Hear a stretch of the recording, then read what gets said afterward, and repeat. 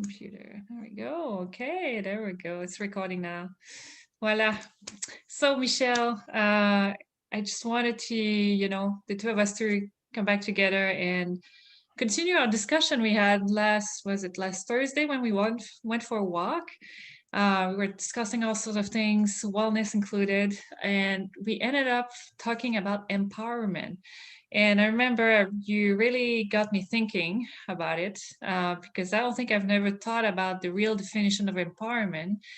And and that's a word we use so often, right? Especially in the wellness world. I use it too, must admit, because there's a connotation behind it that I like, where personally I truly believe people have the power they need to take care of themselves and they need to be empowered, right? But there we go. Let's go back to maybe what your thoughts were on this, and maybe tell me, reiterate like when you got this insight about your own definition of what it should be. It's a great question, and thank you for starting or continuing the conversation today, Chantal. I'm trying to remember when I had that moment where I thought that we might be on the wrong track when we continue to, in industry, in a very popular industry, continue to use the word empowerment. And what strikes, and I was at a conference, and it was a conference where it was intended to empower the audience. And I remember listening to the audience, listening to the leads of the conference, and really feeling that there was an imbalance of power, in that no one on that stage who was a coach or a mentor or a leadership, someone who's successful in business, no one there on the stage had any more or less power than the people in the audience. And I could sense that the audience was seeking, I hate saying the word desperately, but just seeking guidance or a transference of some piece of knowledge or a quote or anything that could just come into the individual and solve or give them power. That's what I felt. It was this idea that we have experts on the front panel, and they're going to tell us something and put it in us. And so it got me thinking more around power doesn't come externally, and that's that external motivation.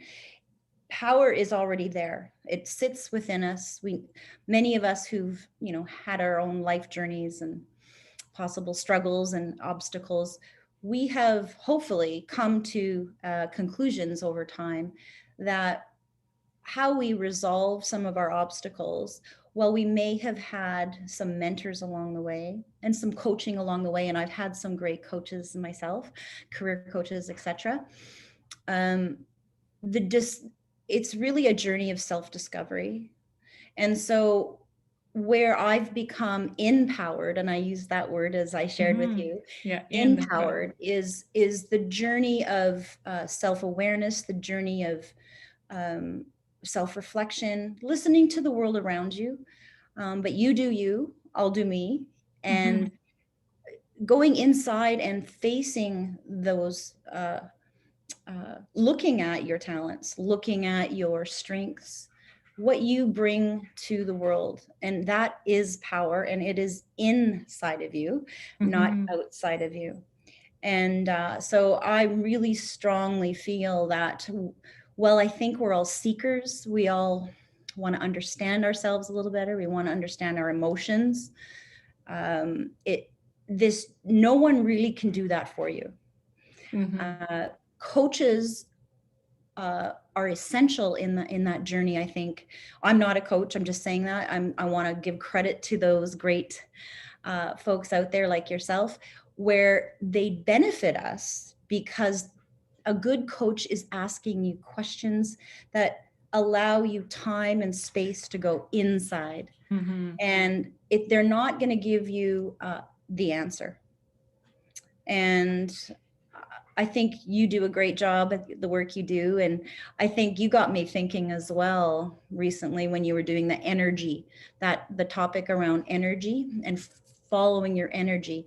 And that's very similar to following your power, is where do we find the energy? Where do we get energy? What do we do every day that brings us energy? And so when you want to talk about feeling empowered, Yeah. Mm-hmm. you want, when you are actually in your true power, I know I'm having that right now in my discussion with you, is there's there's a joyfulness, there's Mm-hmm. a positive energy. I'm a little more chatty than I might be when I get off this call. There's a real flow. There's that real wonderful Mm-hmm. flow. But when you're not in your power is when you are starting to disengage, Mm-hmm. and you could be at work and you could be a knowledge worker or you could be a healthcare worker. When burnout starts to happen is you might be spending too much time doing something you're not supposed to be doing as long as you're doing it. So are you in your power, in your full power, in the work you do or the people you're with? These are things Mm-hmm. we have to analyze, as you know, and as you've said, over time. Yeah. It's interesting the link you make between power, the power we have, or the self, or the feeling of empowerment and our energy, because they're related, right? It's a good way to notice, are you in your power? Is feeling, how is your energy? Like, do you feel it's uplifting? Do you feel strong? Do you feel like you have energy, or do you feel like you're constrained? Your energy is retracting inside of you, right? One thing you, so basically the description you gave when you said in power, what I like is it's basically the process of self-empowerment that you're talking about. And I remember after our discussion, I had to go and look at the definition, and part of the definition of empowerment actually speaks to the process of self-empowerment. I'm reading here. So empowerment as an action refers both to the process of self-empowerment, but also to the professional support of people, which enables them to overcome their sense of powerlessness and lack of influence and to recognize and use their resources. So that's the sense we're giving here, right? But there's another definition, and this is where I want to go in a bit more discussion, because why would we be worried about using empowerment if it's so positive, right? It's like empowerment or empowerment, it's like the process of reconnecting with your own power and using it. But the other definition, or the part of the definition I saw, is says authority or power given to someone to do something. So individuals are given empowerment to create their own dwellings. Oh, That's a wow. Yeah. so that's the side where I think we have problem with, because, and that's the situation you describe in this conference, where sometimes, whether we want it or not, consciously or not, we feel like power has to be given to us, right? Or it's been taken away from us, and we have to gain it back somehow from something external to feel that we are empowered. So could you Mhm. tell me more about your, I know there's a link there with patriarchy and some Mhm. sort of cultural thing behind, right?